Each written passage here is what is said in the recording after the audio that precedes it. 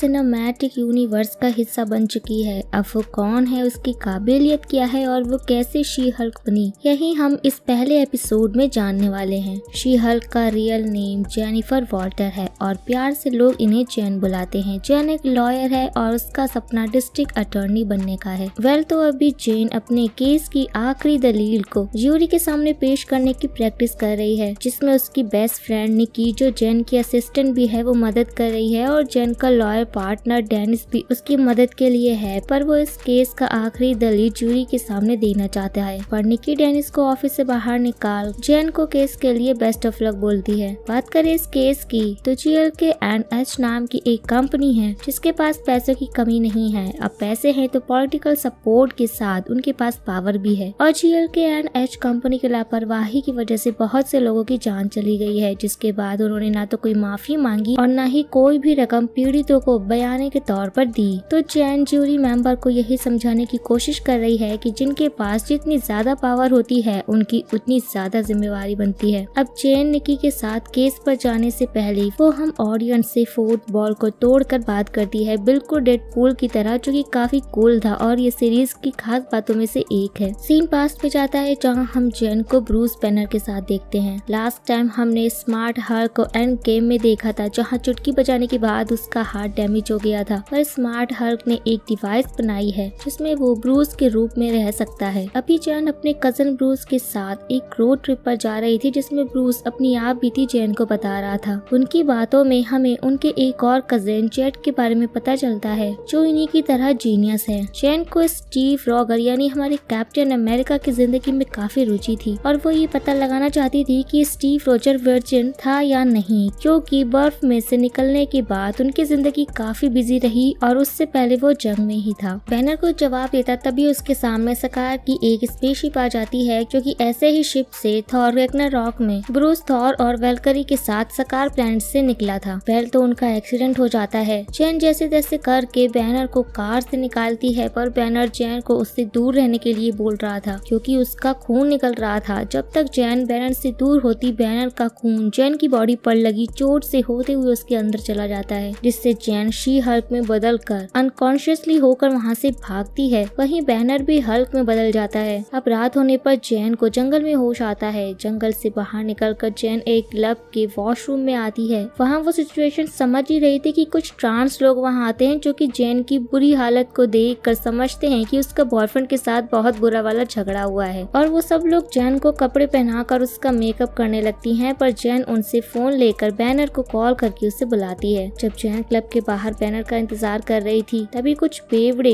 जेन को जबरदस्ती छेड़ने लगते हैं। जेन उन्हें इग्नोर करके वहाँ से जा ही रही थी, पर वो लड़के अब बदतमीजी पर उतर आए थे, इसलिए जेन गुस्से में शी हल्क बनकर उन सबको ठोकने ही वाली होती है कि स्मार्ट हल्क वहाँ आकर शी हल्क को रोक लेता है। अगली सुबह जेन की नींद एक कमरे में खुलती है। कमरे में रखे टी शर्ट को पहनने के बाद जब वो बाहर आती है तो पता चलता है कि वो मैक्सिको के आइलैंड पर है। वहीं उसे हॉल में आयरन मैन का एक टूटा हुआ हेलमेट मिलता है। अब जेन म्यूजिक की आवाज को फॉलो करते हुए अंडरग्राउंड बेसमेंट में बनी एक लैब में आ जाती है, जहाँ उसे स्मार्ट हल्क काम करते हुए मिलता है। ये वही लैब है जहाँ पर हल्क ने अपनी दोनों पर्सनैलिटी को एक करके खुद को स्मार्ट हल्क में बदला था। वैसे ये प्रॉपर्टी और ये लैब टोनी स्टार्क यानी कि हम सबके फेवरेट आयरन मैन की है। अब दोनों गंभीर बातों पर चर्चा करते हैं कि वो सकार की स्पेसशिप हल्क को क्यों ढूंढ रही थी, पर बैनर पहले जेन को बताता है कि अब उसके अंदर भी गामा रेडिएशन घुस चुकी है। ये सुनने के बाद जेन को लगने लगता है कि वो मरने वाली है, लेकिन बैनर के अनुसार उन दोनों की बॉडी के अंदर गामा रेडिएशन को एब्सॉर्ब करने की काबिलियत है। इनफैक्ट जेन की बॉडी तो अच्छे से रेडिएशन के साथ घुल मिल गई है और जेन की बॉडी कॉम्बिनेशन की वजह से ही स्मार्ट हल्क का हाथ भी पूरी तरह से ठीक हो चुका है। जेन समझ जाती है कि वो स्मार्ट हल्क से बेहतर हल्क बनेगी। शी हल्क के सैंपल्स को नष्ट करने के बाद हल्क जेन को समझाने लगता है कि वो पहले जैसे नॉर्मल जेन नहीं बन सकती है। उसने जो मशीन ब्रूस को बनाए रखने के लिए बनाई थी वो लॉन्ग टर्म के लिए कारीगर नहीं है। जेन को अपने नॉर्मल लाइफ में वापस जाना था, पर हल्क समझा रहा था उसे कि उसे खुद को अपनाना होगा, तभी वो अपने दोनों रूपों को कंट्रोल कर पाएगी। तभी अचानक जेन की सांस फूलने लगती है। दोनों बेसमेंट से बाहर निकलकर ऊपर आते हैं, जहाँ पर जेन को ब्रेकफास्ट कराते हुए हल्क उसे वापस समझा रहा था कि उसे अपना काम को छोड़ना होगा, लोगों से दूर रहना होगा, पर जेन तैयार नहीं थी। तो हल्क उसे अपने गुस्से को कंट्रोल करने की नोट्स दिखाता है। है और जैन का जब खुद पर कंट्रोल हो जाएगा तो वो अपनी नॉर्मल लाइफ में वापस जा सकती है। अब ब्रूस और हल्क को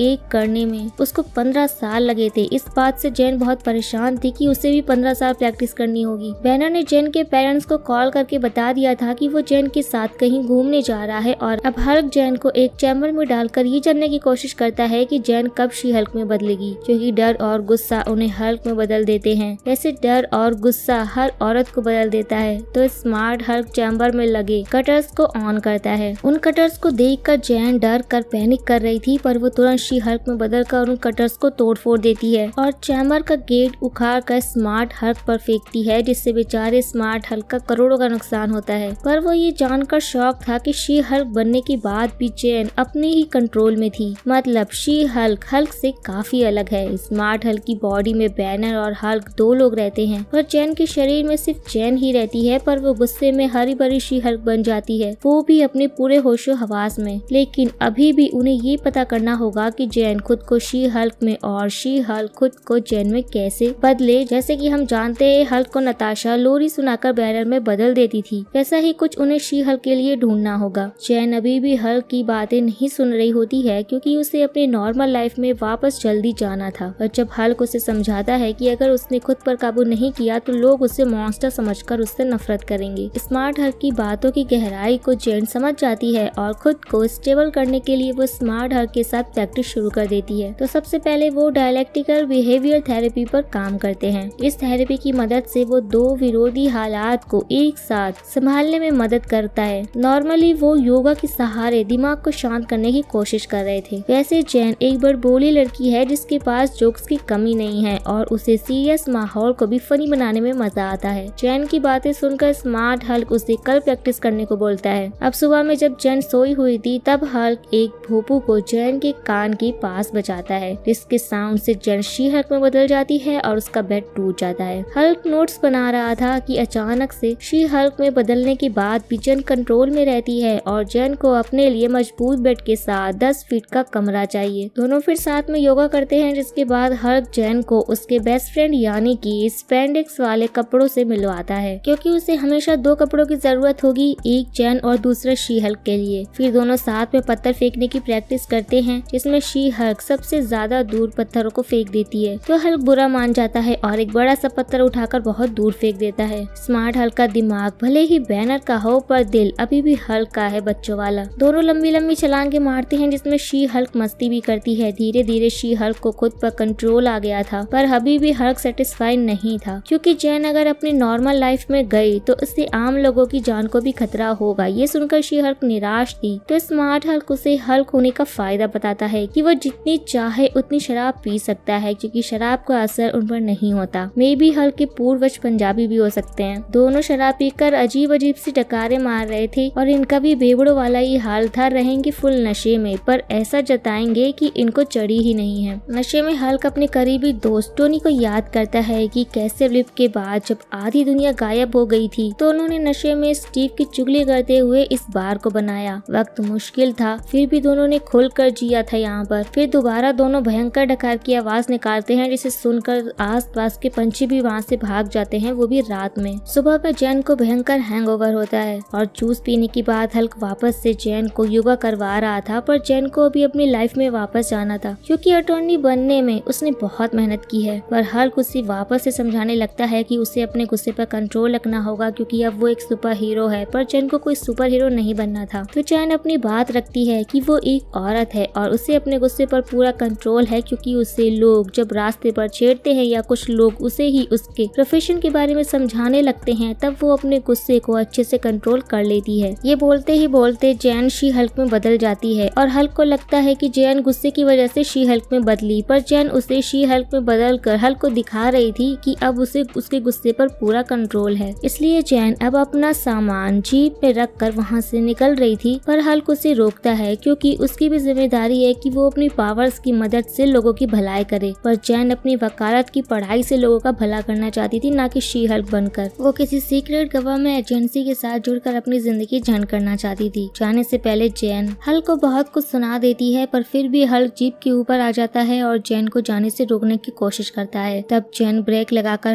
हल्क को दूर पत्थरों के बीच फेंक देती है है। हल्क वापस उठ खड़ा होता है और उसे समझाने लगता है तो जैन शी हल्क में बदल कर हल्क को एक पंच मारती है। हल्क उसे किसी छोटी बच्ची की तरह ट्रीट कर रहा था, पर जब शी हल्क उसे उठाकर दूर फेंकती है तब हल्क अपने थंडर क्लैप को यूज करके शी हल्क को दूर फेंक देता है। शी हल्क भी क्लैप बजा कर तेज साउंड वेव निकालती है, जिससे हल्क की भी हालत खराब होने लगी थी। और अब शुरू होती है कजिन्स की फाइट। अभी तो असली मजा शुरू हुआ ही था कि दोनों लड़ते लड़ते बार के ऊपर गिरते हैं और पूरा बार टूट जाता है। तो अब दोनों कजिन फाइट को एंड करके बार को रिपेयर करने में लग जाते हैं। हल्क जैन को उसकी लॉयर वाली जिंदगी में जाने की परमिशन दे देता है। बार का रिपेयर करने के बाद जैन भी अपने नाम के इनिशियल्स बार के काउंटर पर लिख देती है, क्योंकि ब्रूस और टोनी ने अपने इनिशियल्स वहाँ पर लिख रखे थे। जैन को भेजने से पहले हल्क उसे बोलता है कि कोई मुसीबत हो तो वो उसे कॉल करे। जैन भी उससे माफी मांगती है क्योंकि उसने उसको बहुत ही बुरा भला कहा। तो दोनों अगली फैमिली डिनर पर मिलने का वादा करके एक दूसरे को अलविदा बोलते हैं। तो दोस्तों ये थी जेनिफर वॉल्टर की शी हल्क बनने की कहानी। ये सारी स्टोरी प्रेजेंट में हमें जैन बता रही थी। वहाँ से आने के बाद अभी तक जैन एक बार भी शी हल्क नहीं बनी, पर निकी और जैन के परिवार वालों को पता है कि वो शी हल्क बन सकती है। तो अब जैन कोर्ट रूम में अपना केस लड़ने जाती है। कोर्ट रूम में चीएल के एंड एच का वकील ज्यूरी को ये समझाने में लगा हुआ था कि उसके क्लाइंट ने ये सब जानबूझकर नहीं किया। अब तरक्की में कुछ हादसे हो जाते हैं, पर इन सब में उनके क्लाइंट का क्या कसूर। अब जज जैन को उसकी आखिरी दलील ज्यूरी के सामने पेश करने को कहते हैं। जैन खुद को तैयार कर ज्यूरी से बात करने ही वाली थी कि तभी एक छपरी